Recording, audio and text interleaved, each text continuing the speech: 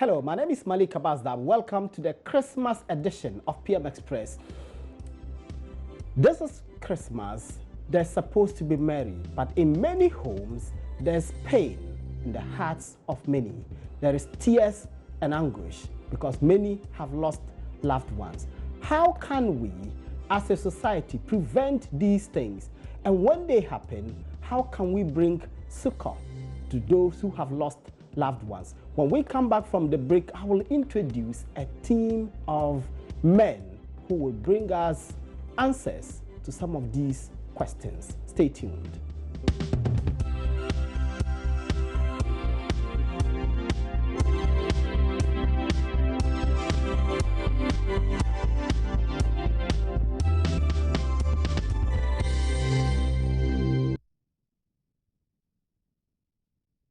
Yeah, welcome back. You are watching PM Express, and tonight we are looking at disasters. One disaster just hit the nation. So far, 9 lives have been lost. How can we prevent these things? My guests are the very respected General Secretary of the Christian Council of Ghana, Right Reverend Dr. Frimpong Opuni. Reverend, you're welcome. Also with us is Mr. Duncan Amwa. He's the Executive Secretary of the Chamber of Petroleum Consumers. I'm sure he has a lot of questions to answer. Gentlemen, welcome. Thank you, Malik. Thank you, Malik. And I don't know if it is Happy New Year or it's a sad New Year. I don't know. It's a really difficult. It's a difficult. Let me start with Reverend. How did the news come to you? Yeah, let me first say good evening to our cherished viewers who allow us to enter into their halls, their bedrooms, and to interact with them. We have recently witnessed a similar thing, June 3rd, 4th, the painful experience we had here in Accra, where, flood and fire consumed so many lives. And we've been hoping that at least we will learn some lessons from such. There are certain accidents, very little can be done, but you hear this kind of story that something could have been tightened and all that, and it was happen. Yes, and you hear this story again that again here in Accra we are losing lives and people have gone through such pain, especially like you raised the subject, in this moment of merrymaking, this moment of joy and goodwill, and homes are now in such a pain. It is very unfortunate, very, very unfortunate.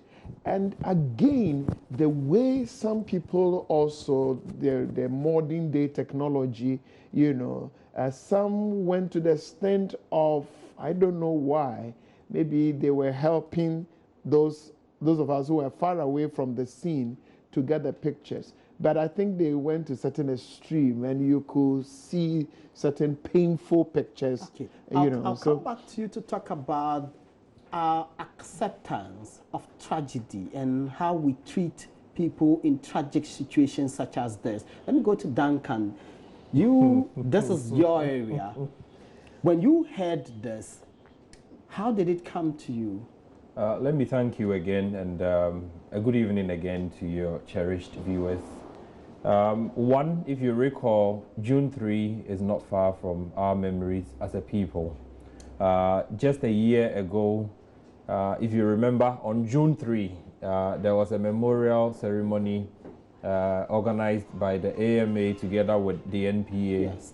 We were to all commemorate part, the event. yes, and to remember the lost ones we lost through that unfortunate incident. I think the theme for it was never again. Yes. We put a statement together and said we indeed would like to see never again to a preventable disaster or catastrophe of such magnitude. And we were hoping that as authorities said never again, there had been pragmatic steps taken to ensure that the safety of all Ghanaians, as far as fuel and gas stations, will be protected. Unfortunately, some of us went to bed yesterday very sad, quite worried. And what is even more worrying, Malik, it could be anybody. Absolutely, and that was my biggest concern, that this could have been anyone. I live around this area, and in fact I have bought gas in this area before, and I know many people who buy. So it could have been any one of us. You would have just driven to this place to go get gas, and then that would have been it. Because one, the public has that maximum confidence in the ability of authorities, one, to check to ensure that certain minimum safety standards are upheld across these stations. And that the authorities have a duty of care. The authorities have signed to do what they are supposed to do, for which they get paid monthly. In fact, that is where we are even saying that when issues of malfeasance, financial malfeasance, is seen in the political circles, we target causing financial loss to the state. Politicians are quickly hauled before the law courts, some are imprisoned. Unfortunately, when you have people who are also paid by the taxpayers' money to do specific jobs, sleeping on those jobs and causing a danger to the entire public, little is seen often of such people and little is done to such people. We are of the view, June 3 came, we all mourned, we all grossed over it, we all deliberated, we all, put our shoulders to the wheel in ensuring that families that lost their beloved, we could console them. But we do not think this spate of explosions is something that Ghanaians would now want to embrace or live with. So we need to curtail it. Okay, Reverend, at some point. Duncan is suggesting that there are no punitive actions, and we as a collective do not hold people responsible when they fail in their duties to protect life and property. Do you share his view? That we have lost, I want to believe we do, because somebody granted licenses to the owner of that station, and therefore there must be mechanism for monitoring, making sure right things are done. Now, when such things happen, we must know the people we want to hold accountable. It seems to me that is where we, as a people, things come and this local famanyame, give to God, set in. And then the people who are supposed to be held accountable are left. Because there's a National Petroleum Authority whose jurisdiction it is, to whose responsibility it is to make sure that the laws are followed, the rules are respected, and that whatever decisions that are taken, they are taken in a manner as to protect life and property. We have heard the MPA boss, Moses Asaga, say that he's gone to the place. He granted Joy FM an interview in which he said, well, I have gone to the place. What we have noticed is that there was a tanker, and this tanker had some boats that were not tightened. In fact, they were not even there, let alone to be fastened.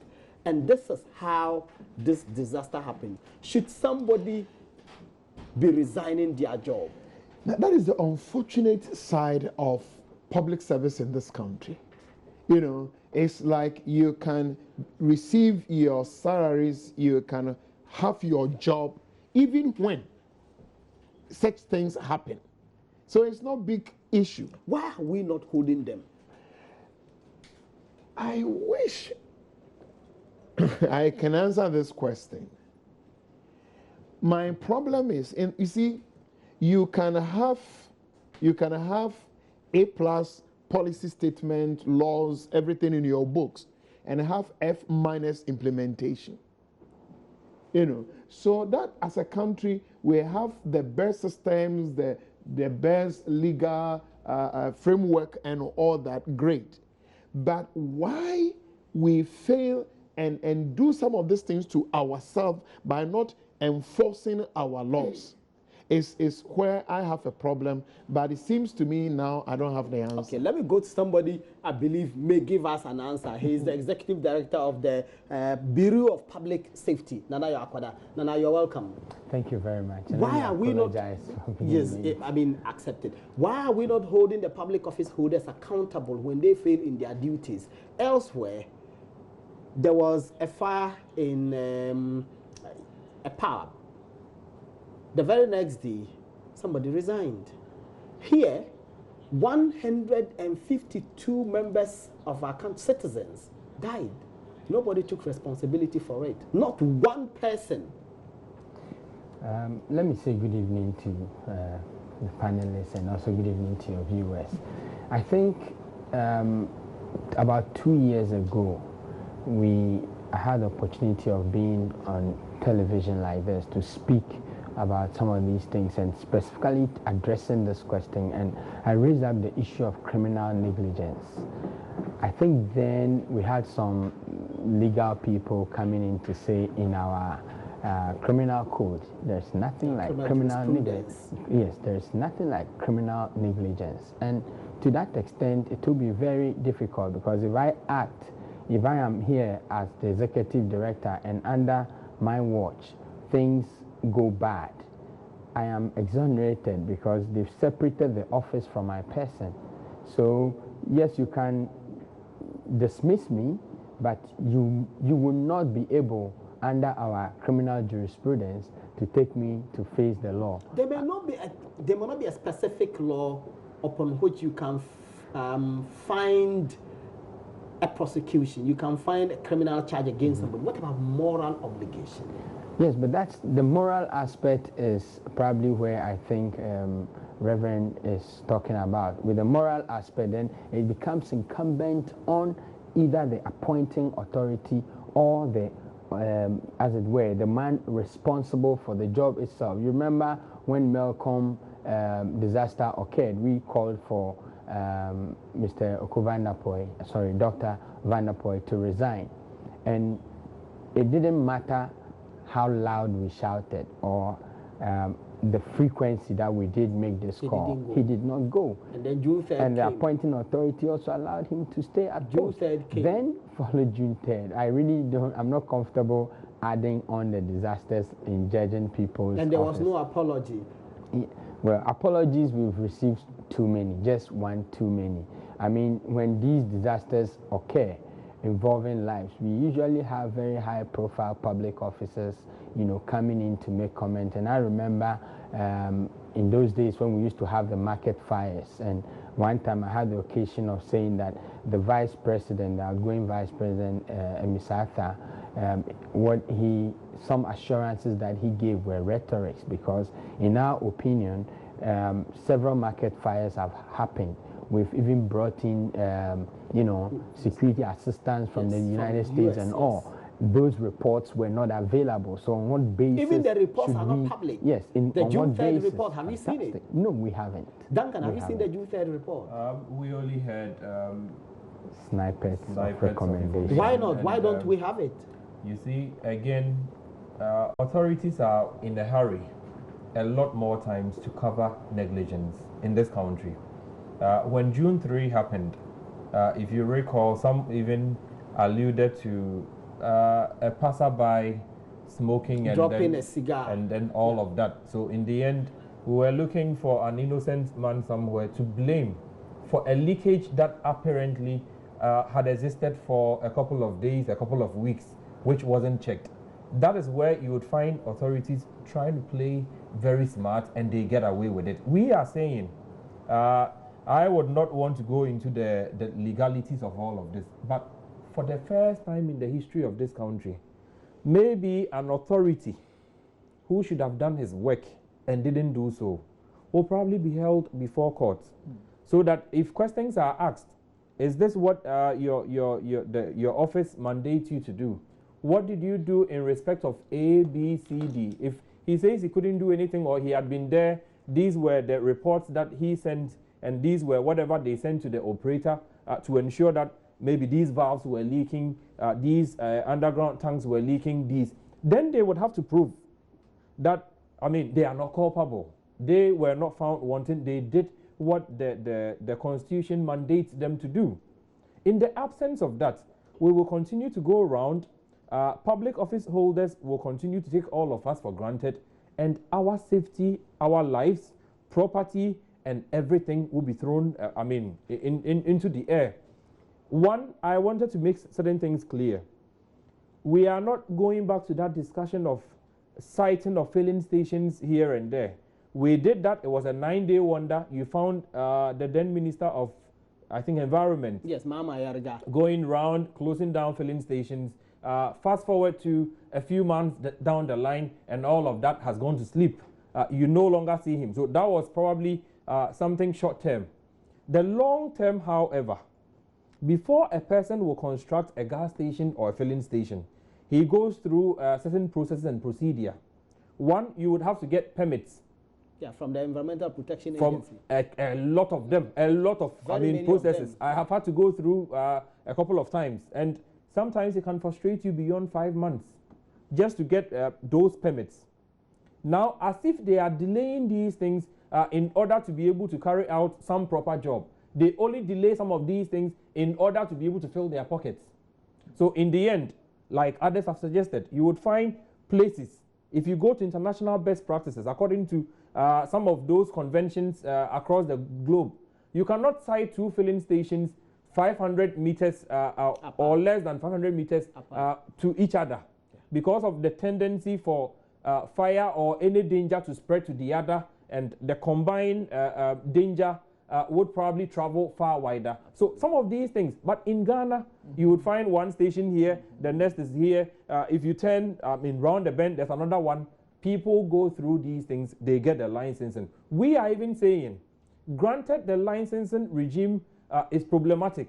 People will want to fill their pockets instead of doing the proper assessment of whether a station should be sited here or not. Once you have granted them the license, the next onus lies on the NPA to ensure that these stations that we are putting up in places, sometimes public places, in places like schools, in places like residential, properties, are we able to effectively monitor them to ensure that, one, Malik, it is also internationally known that if you set up a fuel station or a gas station, every 7 years maximum, you must shut down for major maintenance work to be done.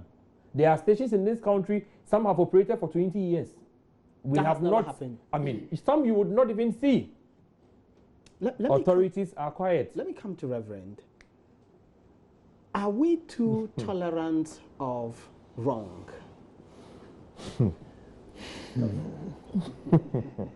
You know, if you consider, especially when such things happen, the public reaction. Yesterday, in fact, today it's been reported that the president paid a visit to some of the people in the hospitals. We've heard the incoming president's statement. Now, when you pick it up from such angles, then it's difficult to affirm the issue you've raised.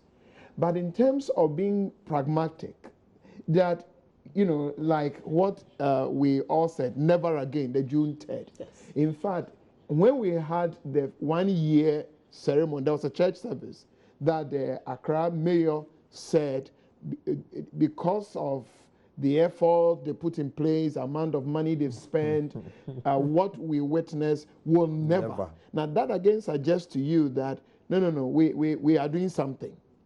But at the end of the day, whether we are doing enough, whether we are serious with our people, people are paid to do this job.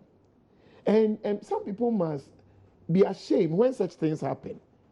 Because if you are the officer responsible, making sure things are right, and you don't do your job, you get your salary and all the incentives, all right, only for us to wake up and to lose how many lives, and some are in hospital. You see some of the pictures, young boys and all that. Friend, 6 months, 6 years, 8 years, innocent victims. So it seems to me that we need to revive that, call it Ghanaian spirit, that caring spirit, because it's like people want to get good offices, good salaries, what is their impact in terms of influence? What do they bring? You know, and that is where I have problem. But that we demonstrate that we are doing something. If you assess from that angle, then this sense of neglect shouldn't be part of us. By the end of the day, that's what you get. Nana, the citizenry, are we alive to demanding answers in a manner that will help us get results? No. A very simple answer. The answer is no. The citizenry are not angry enough. And I said this sometime this year, that we are not angry enough. That's why we see what we see. You mentioned the reports. Look, every single disaster that has occurred in this country between 2009 and today, every single disaster that has taken the conscience of the nation hostage, we at the Bureau have sent a letter to whatever ministry demanding copy of the report. Even we are that ready you can't get. to even pay for it. We can't get. And we stay in this country and nobody is saying anything. Joy FM will carry it. It will be a headline news. All the media houses will carry it. And yet nobody feels obliged to publish these reports. That is one that I think that the citizenry are not angry enough. We, at the turn of the June 2nd, the runway overrun at Kotoka, we called for an permanent independent investigation. You're talking about the body. skidding of the Yes. aircraft. Yes. That killed about 11. Yes, 11 people who 11 probably people. may not have seen the inside of an aircraft before. They were killed by an aircraft in this country. And we called for the establishing of a permanent and independent accident investigation body to take care of these incidents when they happen. Because what we are seeing now is that when there is an accident or when there's such a disaster, we have the emergency agencies moving in. So we are talking the police, the same, and the police is a law enforcement, the regulator, and then ambulance service and all those people. When they all move in, and then when the police retrieve, it is once there is no suspicion of any act of criminality or terrorism, the police retrieves and they leave the scene for, say, the fire service, because it's fire. The fire service cannot investigate itself and come and say that we should have inspected this station X date and we did not. So that probably will account for non-compliance or violation of critical provisions in our safety regulations. That probably may have led to XYZ. That is one. So the regulator investigates himself, and what happens at the end of the day, he puts a certain report together and he chooses which parts of his recommendation to read to the public. And that's what we saw on the June 3rd report, and that's what we've seen on Melcom disaster. That's what we've seen in several of the incidents that have happened in this country. So we think that the citizenry must rise up. They must begin to act. The media has to be on authorities. I was surprised that an incident that occurred yesterday at around 6 p.m. Were very conflicting. Others say 5 p.m., others say 6 p.m., and even others are saying 7 p.m. It took emergency services, and I'm saying emergency services because under such circumstances, if we're a serious nation, we should have a national incident management system in place where we will know when all these people come together, NADMO, ambulance, fire, police, when they come together, they have an operation command center where they will have to speak to the public, begin to give us figures, give assurance what you think has gone. It took the Ghana National Fire Service alone to just deal with the fire. To just come and talk to the public. And the media houses were giving conflicting figures. Very, very conflicting. And that happens almost all the time. All the time. As a nation, we must gravitate toward a certain sense of civility. You think it's lacking? It's seriously lacking. It's seriously lacking. Duncan, why are the citizens not active enough? You see, the tendency for us to shield wrongdoing, and in fact, in this particular instance, we would lay blame fair and square at where it ought to be laid. I listened to the fire service and Ghana Water Company battle it out on one of your sister networks today. And then one says the fire hydrant has been off. They could have done a bit of something to ameliorate the blame game. And then the other says, oh, Trade Fair hasn't paid for water, so they disconnected them. Now, in all of this, one thing that comes to mind and clear to all of us is that if the authority NPA, with a monitoring team, a monitoring unit, was doing what they are supposed to be doing, in the minimum, somebody would have known that, oh, there's a gas station here, there's a fire hydrant that we can actually connect in case there's any trouble. There are some valves here that would need to be replaced. These valves have been there for 2-3 years. They are worn out, they are tired. If we had the early warning systems in place, Malik, I can assure you comfortably that most of the lives that we lost would have been in their beds, in their homes, with their families, also expecting Christmas. Unfortunately, innocent, unsuspecting public will get caught in such negligence, and that is why we are calling for this time round, at least one person as a scapegoat should be held before court. If the law courts decide that we will free him because of lack of legal jurisprudence or whatever, I mean, the public would at least know that the next time round, if there's a disaster, we should not take them to court. We should go and Who do you think should be put before court? From the top of my head, like I have said, if you go through the NPA Act 691 that sets them up, it is quite clear one of their key functions is not only to go with licensing, but to do efficient and effective monitoring of the downstream to ensure compliance, 1, safety standards, 2, minimum, whatever environmental issues that exist across these stations, EPA has a role to play, but it is the NPA's core function to ensure that in the minimum, filling stations are safe for the public, because you are dealing with hydrocarbons in the case of filling stations, you are dealing with flammable substances in the case of gas stations. So if people have these time bombs, right, and people have been trained to go around, don't do anything, don't sit in the office, just go around Monday to Monday. If you take the Teshi stretch, put 2-3 people there, I'm sure within 2-3 hours, they would have covered almost all the stations. I mean, doing routine inspections, and certificates are issued. We are even asking, Malik, as a matter of public confidence, rebuilding, that the NPA should not just go and do that check. They should also go, put a certificate together and say, oh, the NPA has been here Monday, right? And these are the state of equipment here, valves, this, some of those things should be published or pasted at the station, so that when you are buying fuel, you know that, oh, for this station, everything is perfect and is working because authorities have been here. I have said, stations have operated 20 years in this country. International practices say 7 years. You should shut down and do some major maintenance. Duncan, who should be put before? That is why I have said, we will wait for whatever report from the fire service to give us the eventual, truth as to what exactly happened that triggered this explosion. The NPA boss, Moses Asaga, told Joy FM this morning that he went there, he went with a safety officer. They found out that the gas station, their valves and all their systems were in good condition.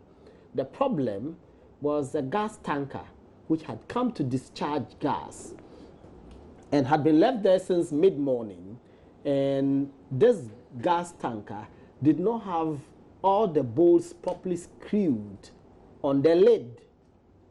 So pressure built up in the tanker and then forced the lid open, and fireballs flew out. And he said they flew out like missiles.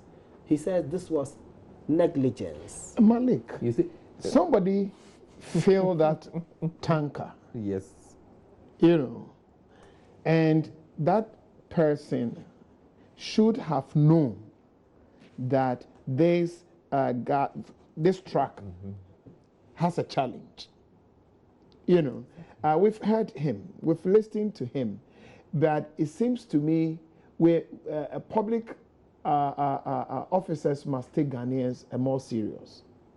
In fact, we must not even do this in isolation. You know, you find such incident on our roads, Volta region. You hear innocent, market women are on the lake and the canoe will capsize. When it happened, there's a strong public reaction. You hear government officials all commenting and all that. The next headline will just come and we'll forget about them. So when I heard him trying to say, yes, this is a human error, but it is not this, it's not this group, it is the tanker because they should have had X, Y, Z. Then I said, somebody fill this tanker. So when they were filling, did they have somebody whose duty it was to check that I'm putting gas into a correct, a proper tanker? You know, so at the end of the day, when you come back to tell me that the problem is not our problem, it's somebody else's problem. Passing the buck? I don't think that's what we want to hear. Because it's a chain. And all those who are involved from the filling point to the discharge point and all that must take Ghanaians serious enough. Do Ghanaians demand that? We've been using a word whether Ghanaians are angry enough. And maybe now we finish with election. Before the election, civil society groups, media were all over, building national consciousness, awareness. These are the issues. We do that only on elections. It seems to me after election, we must sustain that public education sensitization, not only on election, NDC, MPP, but other social issues, like even public safety. But we mobilize the nation, Reverend, only when it comes to elections. Yes, but now we need a paradigm shift. Now we know we can do it.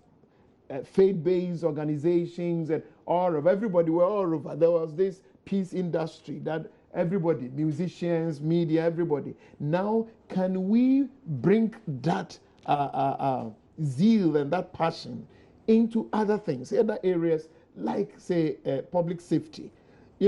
Because and I expect also that the Ghana Bar Association and lawyers in this country must also come in. And find out, maybe certain individuals can bring themselves together and go to court and sue somebody. I don't understand whether we can sue the owner of that filling station or, Ghana Bar Association must be interested in some of these things and let Ghanaians do. That's another public education we can embark on. You're right on some of these things. And some lawyers must be ready that such people come to us. We will help. Because people are taking Ghanaians for granted.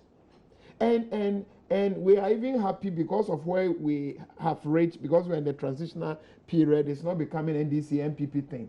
Else, before you are aware, the moment they make it MPP, NDC thing, you get even government officials who will come out to even protect and defend such negligence. We have to take a break at this point. When we come back, I'll be asking the question, who should take ultimate responsibility for this? How can we get the person to do that in order that they can be learning? You're watching PM Express. We'll be back. Welcome back. You're watching PM Express, and we are talking about the disaster that struck a part of Accra, killing at least 9, with 42 others injured. So in many homes, there's pain, anguish, and tears. That's what we are talking about on PM Express. Nana, the MPA has given us an explanation. Do you find the explanation satisfactory? Absolutely not. Why not? I think the MPA's quick explanation constitutes some form of disrespect to the departed ones and to us, the living, who are in pain. The departed ones, they are already dead, so they will not suffer any pain. But for the families of the departed ones who are in pain, it hurts that suddenly we can have a very high top-ranking official, immediately diagnosing the problem and then saying this is it, and so we should go and look at someone else, not me.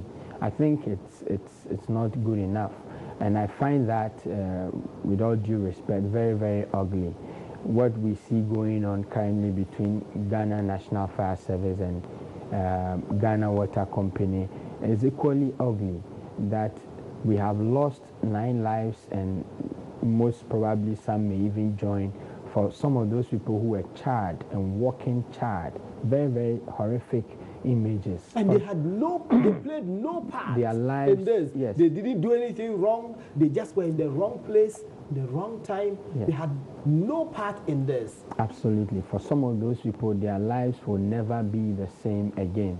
And so it is important that as leaders of such institutions, we approach this with a cool head. Suddenly, Ghana Water is blaming Ghana Fire is blaming Ghana Water. Then we have an MPA boss also coming in to say, look, we have gone to look at it, it's not our fault, it is somebody else's fault. I think that is a very ugly distraction. What we should be focusing on now is a proper investigation team constituted, a proper investigation undertaken, and a proper report tabled for discussion, so that this proper report should also be made public to the public. Previously, this hasn't happened. Yes, but it hasn't happened, and it continues. We shall also continue to call for these things to be published in every civilized society. Go to the Americas, the UKs, the Australians, and so on and so forth. These things are not mysterious. They are not mistakes. They are things that are published, so everybody knows that the other day when it happened in Dansoman, it was this that caused it. And since then, the laws have been reviewed, or the rules have been reviewed. This thing has been added. The other day when it happened here, this is what caused it. And because of that, we have changed the rules. We have done this. But as we sit here today, nobody knows what has happened. Even with citing of these facilities, till date, we don't know what goes into the siting. All that we know is that you must get permits from EPA, you must get from city authorities, fire service, and so on. And so I think that is most I can't find the word, but Duncan, it's inappropriate. Do you share Nana Koda's view that it is offensive that our government can take delivery of investigative reports into disasters that have led to loss of lives and decide not to make it public for whatever reason? You see, there's only one thing, one word: complicity. If you are not complicit in an act, you would rather expose with a view to getting it redressed properly. If you are not complicit, cause there to be a thorough and proper investigation. Publish that to the rest of the public, so that we all know that, oh, this is what went wrong. This person has been held accountable for negligence.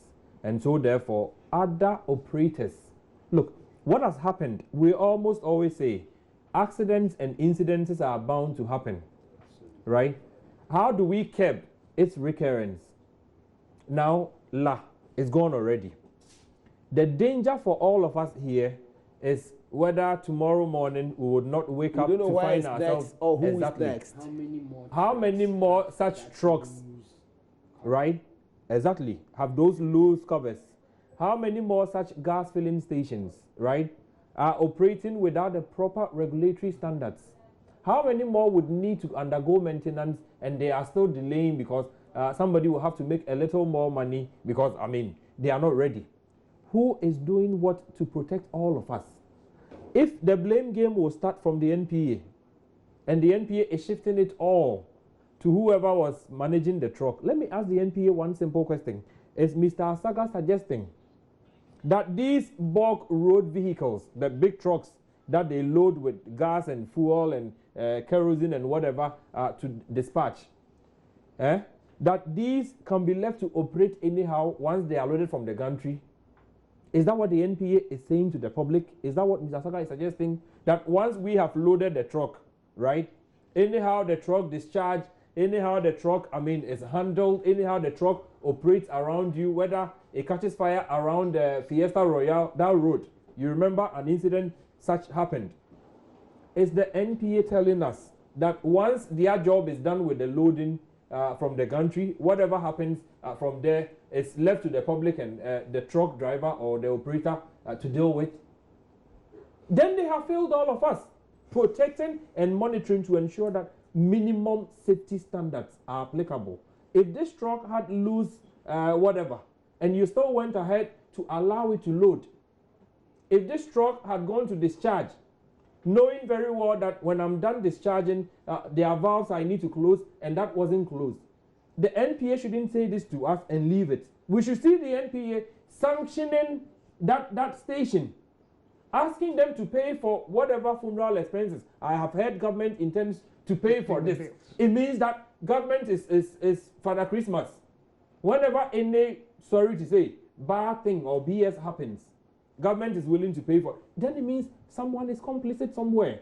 If the station operator was warned, the station operator knows that when I'm done discharging or offloading, I need to, within a matter of 5 minutes, close whatever valves, seal whatever area. If I need to put even foam to absorb whatever residue that went into the air, I need to do those things. And if that has not been done, we should not be told those things by the NPA. They should go ahead and sanction the station, ask them to pay for whatever.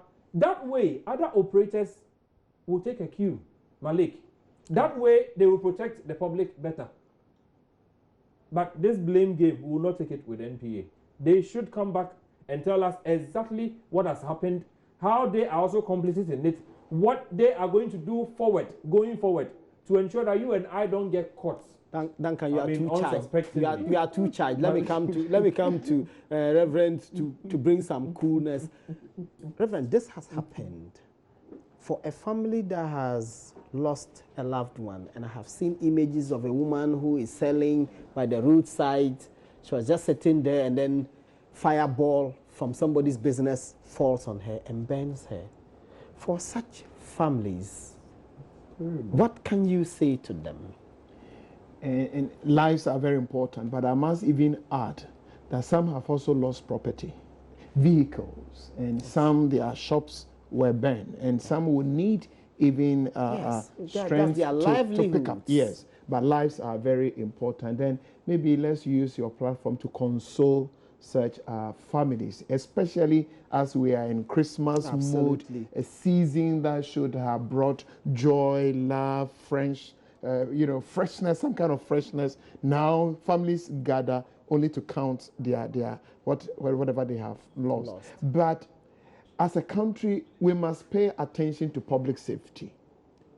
It's an area we are not doing well, and we pray that our leaders will pay not lip service but pay serious attention to public safety in our roads, in our cities, in our rural areas. It's like we are taking Ghanaians for granted when it comes to public safety.